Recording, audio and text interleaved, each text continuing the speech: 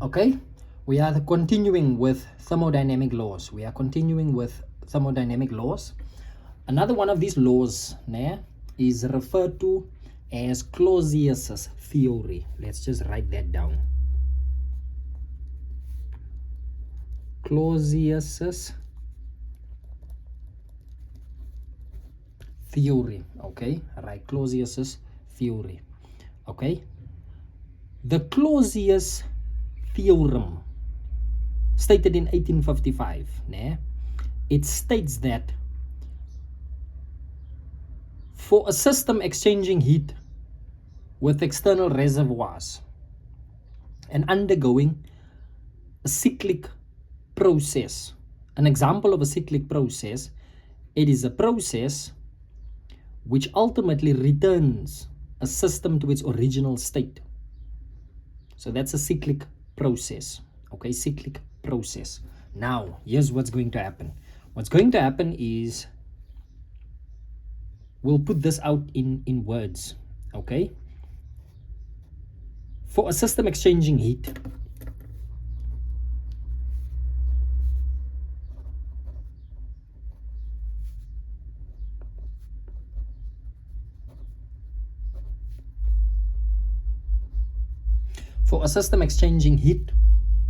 with external reservoirs,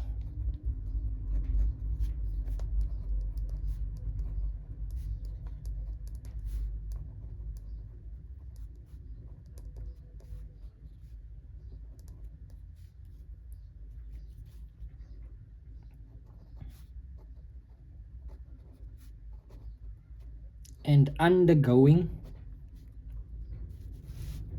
a cyclic process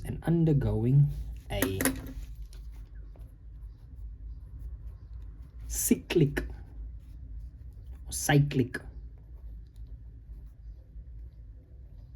process, okay, heat will always flow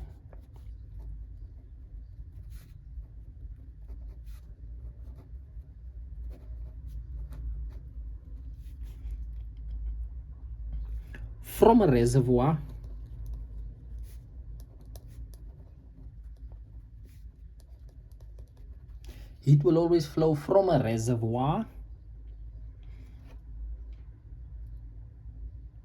with a higher temperature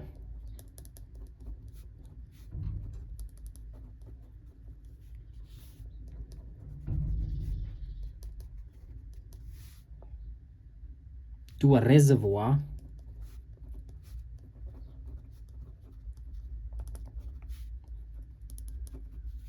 with a lower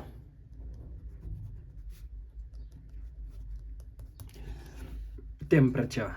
Okay, now let's define cyclic process. Okay, simply meaning what is an example of a cyclic process.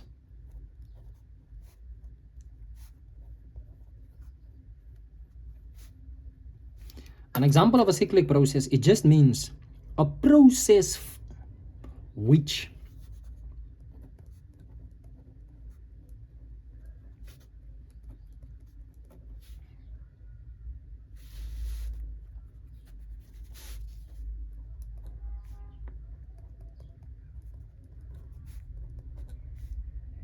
ultimately returns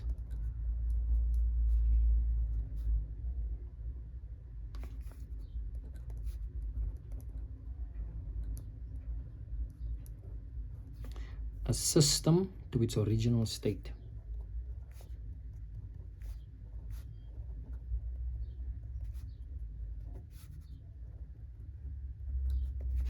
Right, so Clausius's theory, it just basically dictates that for a system exchanging heat with external reservoirs and undergoing a cyclic process, heat will always flow from a reservoir with a higher temperature to a reservoir with a lower temperature. I mean, this is simple stuff. This should be common sense. For a system exchanging heat, okay, with an external reservoir, simply meaning we are talking about the exchanging of heat with an external reservoir, okay, and it's undergoing a cyclic process. Now, what does that mean? It just means that heat will always flow from a reservoir with a higher temperature to a reservoir with a lower temperature. I mean, that's it. Now, when we say cyclic process, it's a process which ultimately returns a system to its original state. That's it. Simply meaning, originally, what was it? Some changes happening, so now we are tending back towards that original state, whatever it might be. And then that is referred to as Clausius's theorem or Clausius's theory. Okay, now there's another thermodynamic law that we should look at, nah? And this one, it is referred to as Boyle's law. Boyle's law.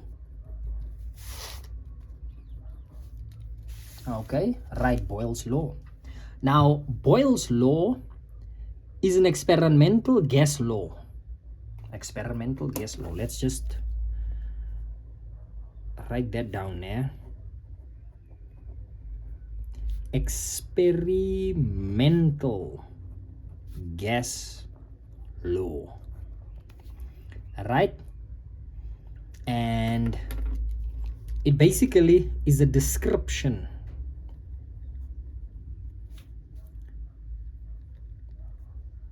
it describes, nah? Now what does it describe? It describes how the pressure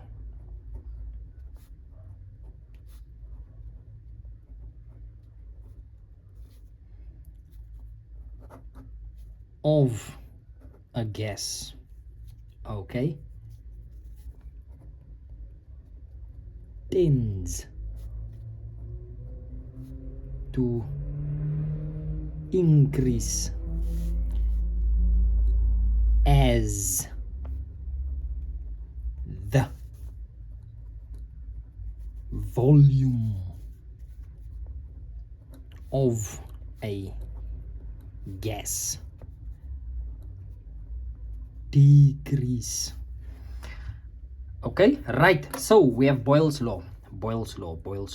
It's basically an experimental gas law. Okay, and it is a description. When we say description, it is describing something. What is it describing? What is it describing? It is essentially describing how the pressure of a gas, it tends to increase as the volume of the gas is decreasing. Simply meaning a decrease in volume, it will increase the pressure. Okay, how the pressure of a gas tends to increase, meaning the pressure exerted on the gas, or the pressure the gas exerts, it is increasing. Okay, if the volume of that gas is being decreased. Okay, now note. We have to note. Okay, let's note. Right, the absolute pressure exerted by a gas, with given mass of an ideal gas is inversely proportional to the volume it occupies if the temperature and the amount of gas remains unchanged within a closed system. Simply meaning, for Boyle's law to be true, there are some conditions. And we need to understand those conditions or set of conditions. Once we understand the conditions or the set of conditions, then Boyle's law will be true, or it will render itself to be true. Okay, now the absolute pressure exerted by a given mass, okay, of an ideal gas. What do we know? Note, it has to be an ideal gas. Simply meaning one of the conditions is what? It's an ideal gas. Note, it has to be an ideal gas. The absolute pressure exerted by a given mass of an ideal gas, it is inversely proportional to the volume it occupies if now the temperature and the amount of gas remain unchanged. So now there's two things. There's what? There's temperature and what? and the amount of gas.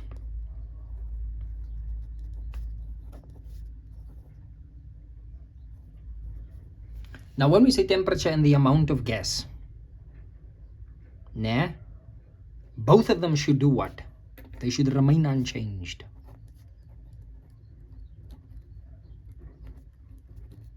The moment you change them, it's no longer Boyle's law. I'm not sure whose law it is, but it's no longer Boyle's law.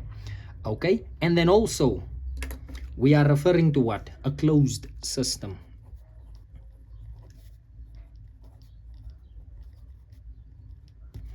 Okay? Simply meaning if you have an ideal gas, you have temperature and the amount of gas remaining unchanged as well as a closed system, then the description of what Boyle is describing through his experimental gas law, guess what?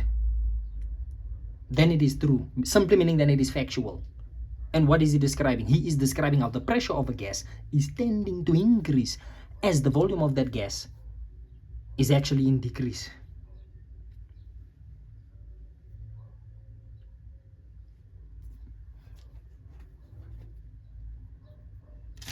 Okay, right? So let's quickly do some stuff here. Let's quickly do some stuff.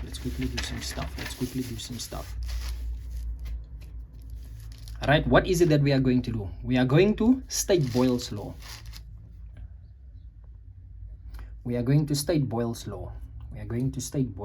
Okay? How are we going to do that? We are going to do that by doing the following. Né? We are going to say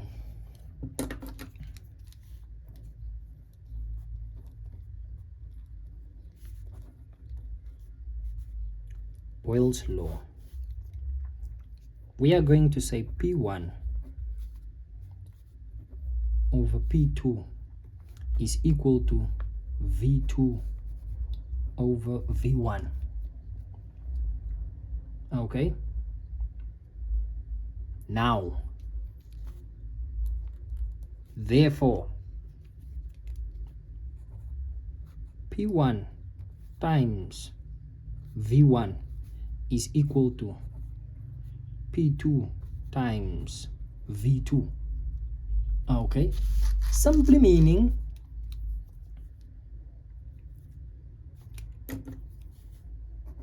V2 is equal to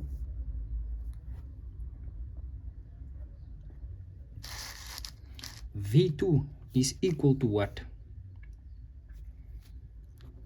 To P1 V1 over P2. And we will write this down as equation number 1.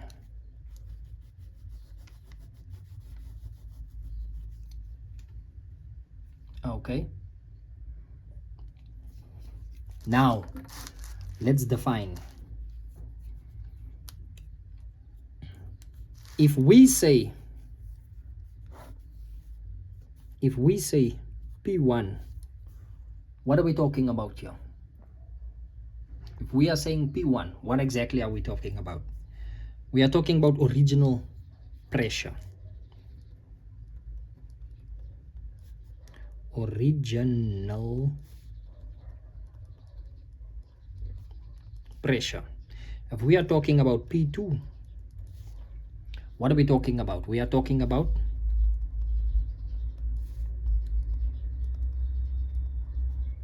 final pressure.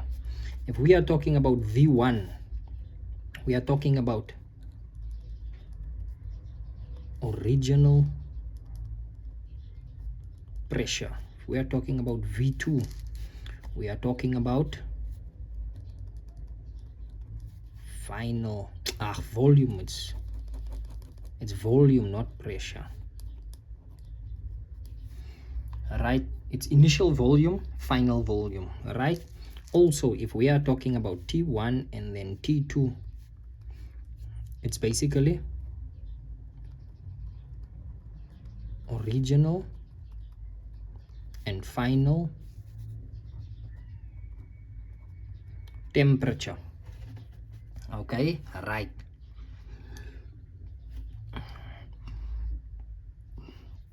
So this therefore then concludes what we for now know about Boyle's law. Now, let's touch on Charles's law.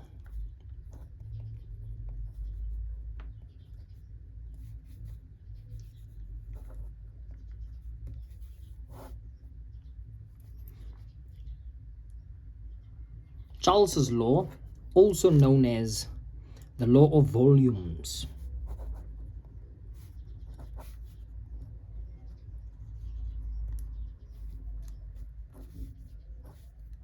Okay, right? It is also an experimental gas law. Let's just write that down here.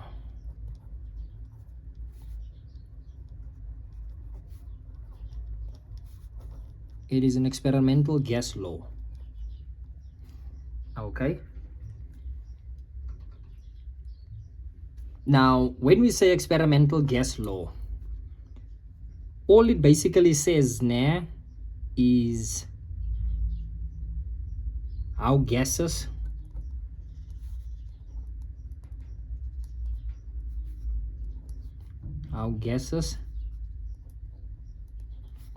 tend to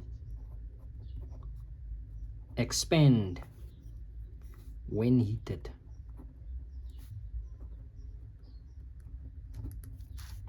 Okay, so simply meaning you apply heat to a gas, and then what is going to happen? It's going to expand, and then that is Charles's law, the law of volumes.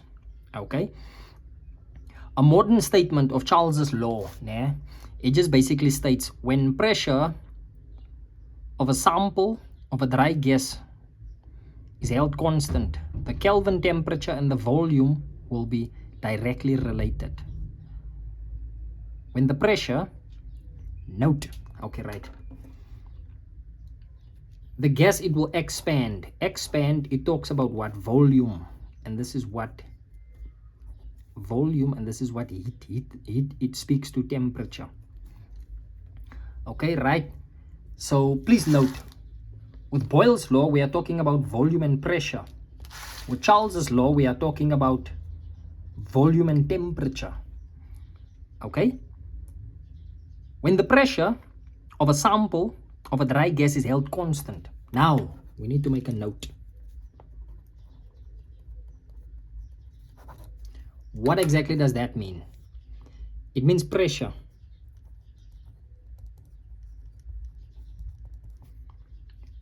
of a sample of dry gas is what? Held constant.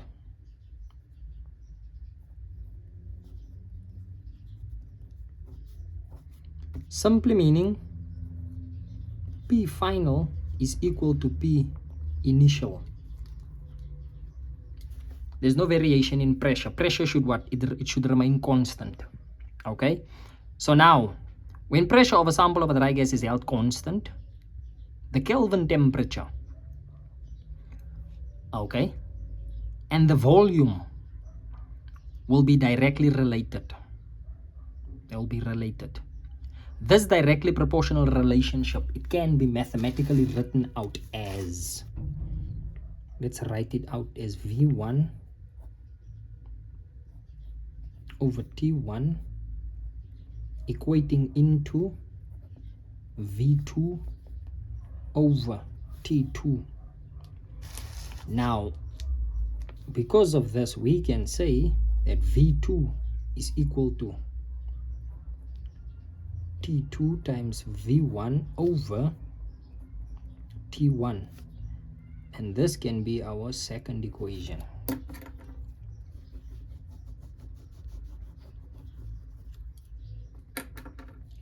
Okay, now what's going to happen now is the following. We are now going to draw a graph.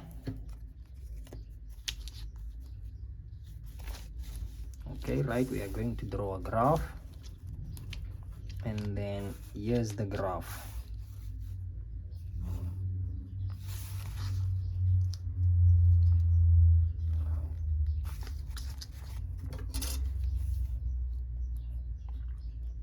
This is going to be volume,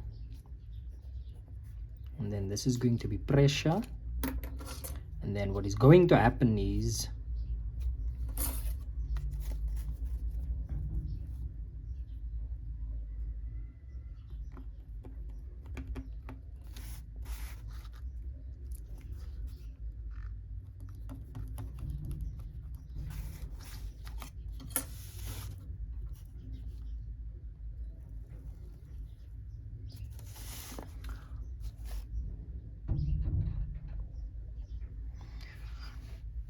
okay, right?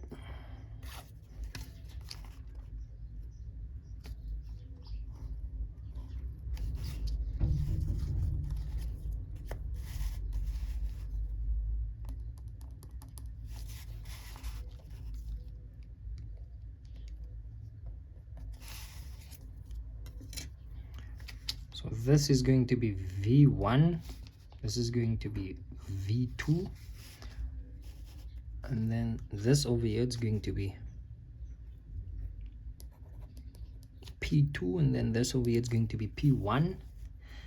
And now this is 1 and this is 2. So this graph over here now is what describes Boyle's law.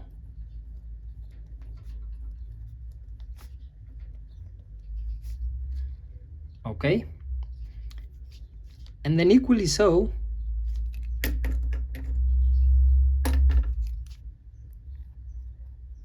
this graph here, it actually describes Charles's law.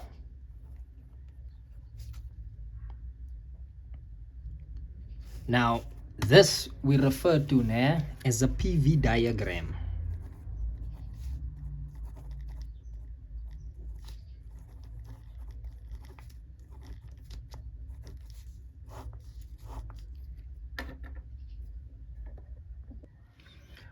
Okay, right, so now we are continuing now. We are continuing.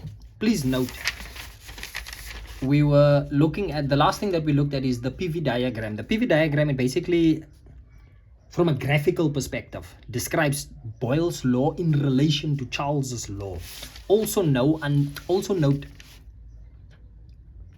right, under Boyle's law, V2 is equals to P1 times V1 divided by P2. That's equation 1. And then also over here, equation 2, V2 is equals to T2 times V1 divided by T1. Okay, so now we are going to equate these two equations, right? We are going to equate them. So now we are going to say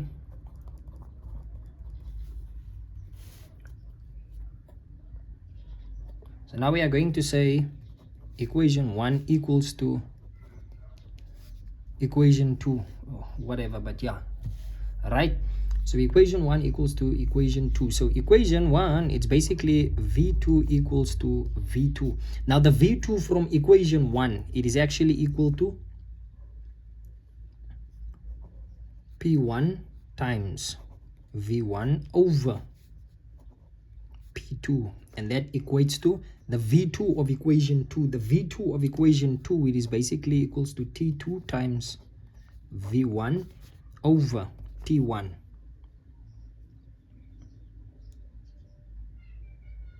Okay, right. So now